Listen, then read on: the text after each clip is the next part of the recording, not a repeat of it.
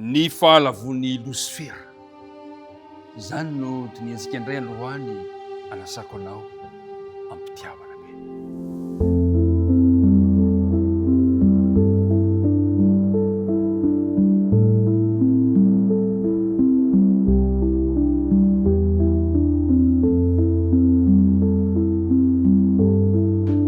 Miaraba antsika rehetrarehetra indray tafahoana somatsara amin'ity alakamisy 5 volana may ity. Ingane ny fahasoavan'ny tompo mba ao aminao mandrakariva ary ny fiadanany no ameno ny fonao. Miaraka hivavaka isika mialohan'izao dinidinika izao. Jehova rainay any an-danitra, rainay amin'ny alalan'i Jesosy Kristy ilay efa maty ho anay ianao, misaotra tamin'ny fitantanana indray, misaotra ny amin'ny famondramponao ary misaotra ny amin'izao fandarana izao zay mbola fahanay miaraka mandinika ny teninao. Indrisy anefa fa mpanota tsy mendrika ihany izahay, koa mangataka fanadiovana, mangataka famelan-keloka tompo. Ankehitriny ary mangataka ilay fanahinao masina indray izahay. Mba harotsaka aho mivatravatra ny amponay sy zao mpiara-midinika amiko izao, mba hatonga ny teninao hitondra fitahiana sy lesona saropidy ho anay. Dia amin'nara Kristy nangatana ny vavaka. Amen. Ny fahalavon'ny Losifera. Fantatsika tsara ilay mpiara-midinika namana fa raha vao nahita ny fiandrenan'Andriamanitra isika dia ny zava-mananaina teo akaiky indrindra dia ny kerubima. Ary ny kerubima dia miara-miasa amin'Andriamanitra, maneho ny voninahitr'Andriamanitra, maneho ny fahefan'Andriamanitra, ary miara-miasa ihany keo amin'Andriamanitra amin'ny fifandraisana amintsika olombelona. Indrisy anefa fa tsy ny kerubima rehetra no nijanona ho matoko tamin'Andriamanitra, fa nisy ny miala nivadika tamin'Andriamanitra, Losifera izany. Losifera mantsy dia kerubima manaloka izy io, ary saritakarina ny momba ny toerana misy azy satria toerana iray ambony izay manakaiky sezam-piandrenanany koa no nametrahana ny Losifera. Ary azo antoka fa nanampy tamin'ny fanehoana ny voninahitran'Andriamanitra ihany koa ny fisiany, saingy nampalahelo nanomboka ny eritreritra momba ny voninahitry ny tenany manokana izy. Io ny olana fa tsy ny an'ilay mpamorona. Raha ny marimarina zany dia zao, nanomboka ny hevitra ny amin'ny tenany izy,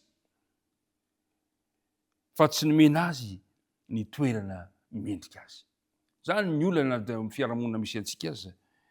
Manimba ny fieritreretana, manimba ny fifandraisana, manimba ny tontolo manodidina anao, ny fandinihanao ny momba ny tenanao, ny tombotsoanao. Ary zay no nalavo any Losifera. Ao amin'ny Ezekela 7:20, andininy soratra masina zay azontsika vakiana, maneho ny fomba nahalavon'ny kerubila ilay Losifera.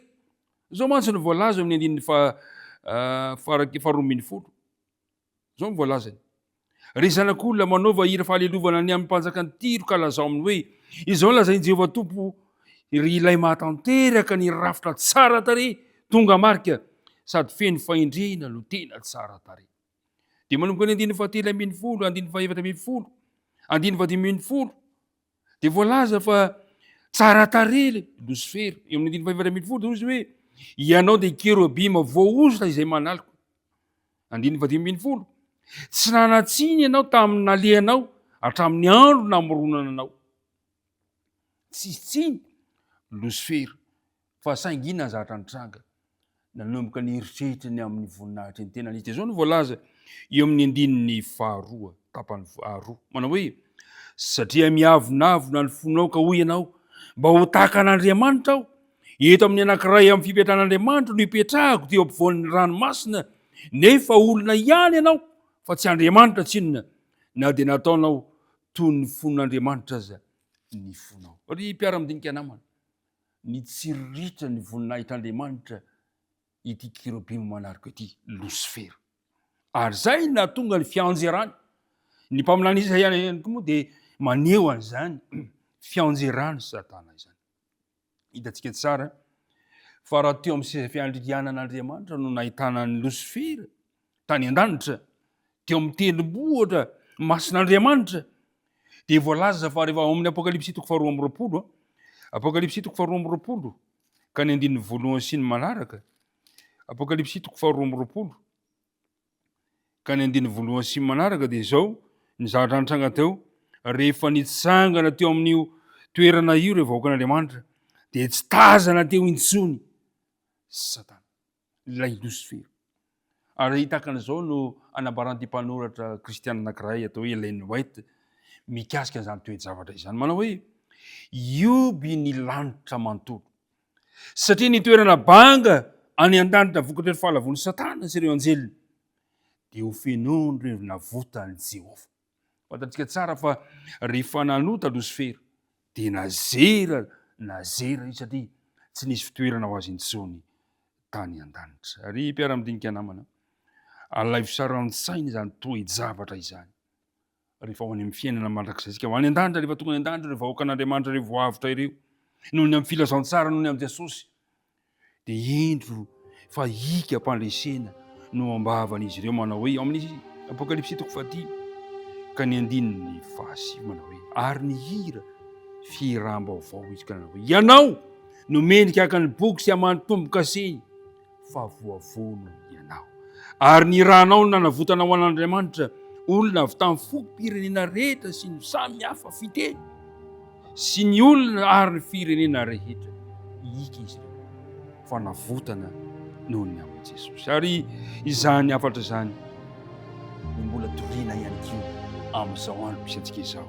dia ny hafatra ny anjely telo voalaza ny apokalipsy toko fahaefatra ambin'ny folo manomboka eo amin'ny andininy fahaenina. Ary mpiara-midinika namana tsy misy olombelona eo amin'ny tantarany tany manontolo izay tsy nanolorany Kristy ny ainy fa ny any ilainy amin'izy ireo kosa dia izao mifidy sy manaiky ny fanavotana izay nataon'i Jesosy.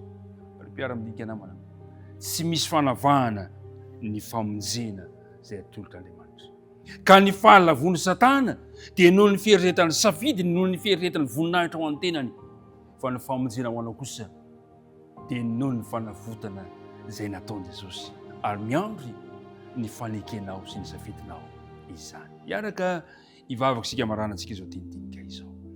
Andriamanitra rainay any an-danitra ao misaotra anao indray izahay ny amin'izany loha hevitra izany. Indrisy tokoa fa ny mandrakariva dia mitady ny voninahitra ho an'ny tenanay izahay ary manimba izany tahaka ny fahalavon'ny Satana tany am-boalohany. Andriamanitra ampio izahay mba ianao nomena voninahitra fa tsy ny tenanay satria ianao ilay namonjy anay tamin'ny alalan'i Jesosy Kristy ilay nandatsaka ny rano teo amin'ny fijaliana mba ho fanavotanao anay. Ampio izahay mba hanaiky an'izany ary ny fiainanay dia ho safidy mandrakariva ny hanompo sy hanaiky anao ho tompo sy mpamonjy anay. Dia mitahy anay raha hiatrika tontolo andro androany aza mafoina masaraka anay. Sotra tompo malalo. Amen.